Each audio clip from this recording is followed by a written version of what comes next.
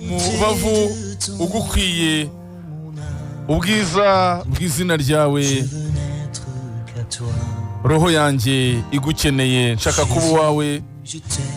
Yezu ndagukunda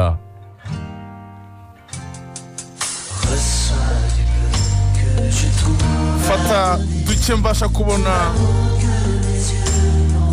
urukundo rwose uma amaso yanjye ntabasha kukubona ngo aguhe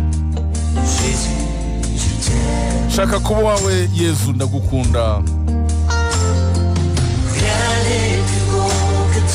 nta cyiza cyabaho nk'izina ryawe nta kintu na kimwe cyaba gitagatifu nk'amaraso yawe imbabazi uduha shaka kuba wawe Yezu nshuti yanjye